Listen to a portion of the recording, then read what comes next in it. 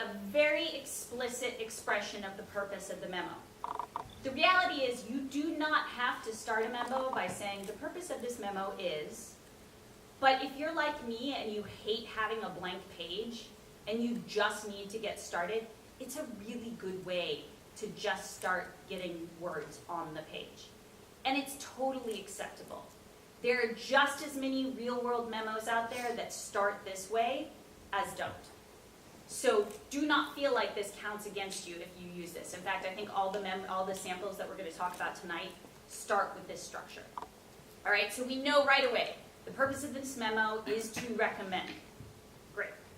And then we have the basic idea, a series of changes to the current MTA fare policies. And then we start to get into the complications that incorporate the spirit of the original Fair Deal Plan, as well as the findings of the Fair Policy Advisory Task Force. All right, notice that there's not a lot of explanation about what the Fair Deal Plan is, or what the Fair Policy Advisory Task Force was designed to do. The assumption here is that, again, this is an intelligent non-expert who does have some background in this area, and therefore doesn't need a definition of these terms. I mean, I think the specific assignment here was that they had to take some sort of like early 1990s, late 80s fare changes and sort of reverse engineer and sort of write the memo that led to these fare changes, okay? Next sentence, based on a complex modeling analysis relying on thousands of in-person interviews and telephone surveys. All right, so in this part, we're actually getting a very high-level sense of the methodology. It doesn't go into what type of analysis. You know, you don't need to say that you used SPSS or Stata or Python or whatever it is, or what the algorithm is. Oh, please God, do not tell me what the algorithm is. Because if anything, it's just going to, like, as intelligent a human being as I am, it'll just distract me and make my eyeballs roll into the back of my head. That's what appendices are for. If you feel like you have data that is essential for the person to know, you've got some charts, graphs, things like that that you think that they absolutely should have, you put it in appendices. Otherwise, this introduction is really just to give an overall sense of the whole issue. All right, next sentence. The FPAT, or next part of the sentence, the FPATF's findings show that these recommendations will increase system ridership, grow MTA revenue, and improve rider fare equity, all while maximizing system efficiency. So I like what this student did here, which is why I use it as an example.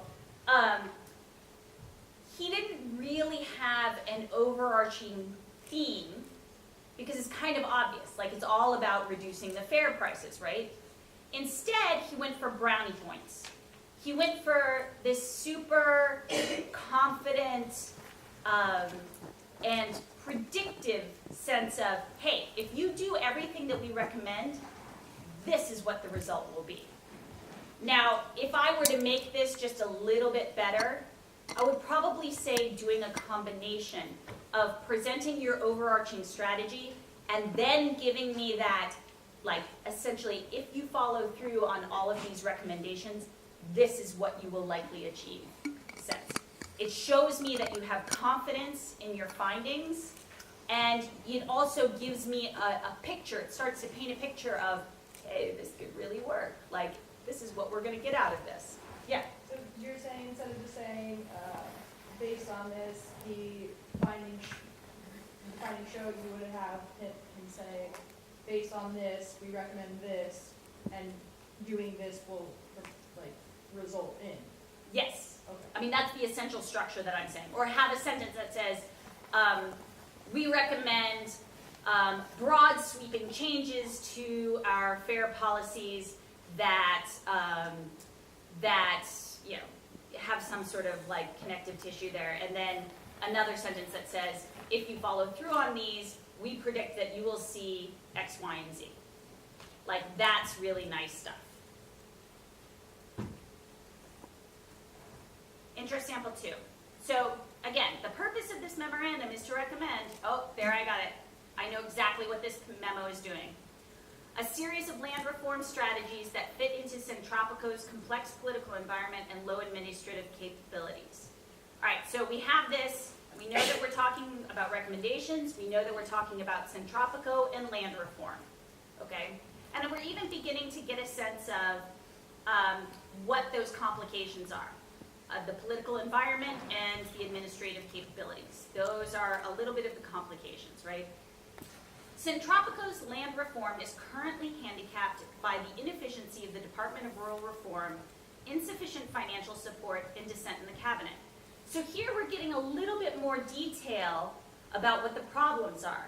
What I like about what this student did here was that she outlined 3 problems. How much you want to bet her recommendations answer each one of those problems. Okay, the reality is, we're talking shop here, the reality is there are lots of problems to solve. There are always going to be. You have to focus in on 2 or 3 things. And if you're going to give details about them in your problem statement, then I hope that you have solutions for them in your recommendations. It should map fairly clearly. If you're saying, okay, we know that there's a problem by inefficiency in the DRR, then you're going to have some sort of solution for inefficiency in the DRR. And insufficient financial support, that means you're going to have some sort of solution for that insufficient financial support. And dissent in the cabinet, then you're going to give me some solution to that. The government should thus make efforts in raising productivity and profitability of lands, as well as enhancing institutional capability. All right, so we're getting this overarching strategy here. And then the improvements in land reform will ultimately promote the equality of landholding and consolidate the new regime by preventing threats from either disappointed farmers or allies from the old regime. Okay, so this is what I'm talking about. The one sentence that says, here's the strategy that we're recommending, and this is what the likely outcome will be. That's nice stuff. And sample 3. This is a sample that comes out of, I probably should have said this before. When it comes to memos, you will find that every organization, every government agency, every nonprofit, every boss, every professor is going to have a slightly different way that they're going to want you to do things. I mean, this is the reality of all kinds of writing, right? For every professor that you have right now, they each have their proclivities about what they want and what they don't. Some want the 12-point font. Some don't care about margins. Some are really strict about margins. It's just the way it is, right? I'm showing you this because this is how Cornell University teaches the proper presentation of a problem statement. But let's take a look at it, and you'll actually see it's not that different. Okay? So we're seeing this memo proposes policy alternatives. So again, clear statement of what the purpose of the memo is. It doesn't say the purpose of this memo, but we're saying, okay, it's proposing policy alternatives. It's giving recommendations. To address worker exploitation resulting from wage theft and labor law violations on publicly funded affordable housing projects. So boom, we have a very clear statement. What's the topic? What's the situation? Poor project management and corruption at the Department of Housing, Development, and Preservation contribute to this exploitation. There's our complication. That's the problem that we're going to be solving for. I propose 3 not mutually exclusive alternatives to address this issue. 1, partial workforce unionization. 2, procurement reform. And 3, improved project monitoring by HPD. So this is another option that you have. You could just list what your recommendations are. I tend to recommend not doing that because I find it redundant. And when we talk about the different sections in the body later on, you'll see that each one is supposed to start with a bold headline. And I guarantee you, anybody who's looking at a piece of paper with like 3 bold headlines on it, that's the first thing they're going to read before they even get to the introduction, right? So if they've already read your recommendations before they've gotten to this part of the introduction, it's already redundant. And this is why I'm telling you, go for an overarching strategy as opposed to just listing out what your recommendations are. All right, but then we get the problem. A recent report by the New York State Attorney General and U.S. Department of Labor found over $9 million of back wages due to, just my screen, due to HPD workers since 2011. Of the DOL wage investigations in New York City initiated in 2009, 78% of back wages findings by dollar value resulted from wage theft on HP job sites. Safety and economic risks to workers reporting abuse result in many unreported violations. So all we're doing is getting more data, more information, more background. You could very easily take this section, these sentences right here, and put them after the sentence that ends at contribute to this exploitation. And it would still fit in just the same. It's all part of expressing that complication. What I like about this example is that, okay, now we're starting to see numbers, we're starting to see data to help support and flesh out this description of what the problem is. And in some ways, this is more along the lines of what you're going to need to do, because the reality is a lot of your judges, while very intelligent non-experts, they're not necessarily going to have the background that you might actually want them to have.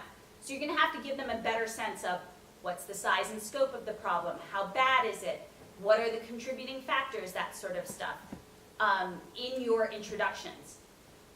Here, they're not giving all the data they know. They are giving the most pertinent, the most imperative, the most exciting, the most relevant data to address the problem and give a sense of, all right, these are the parts of the problem that we are going to be addressing in our recommendations. All right, structure, the body elements. Now here's where things really start to separate from academic writing.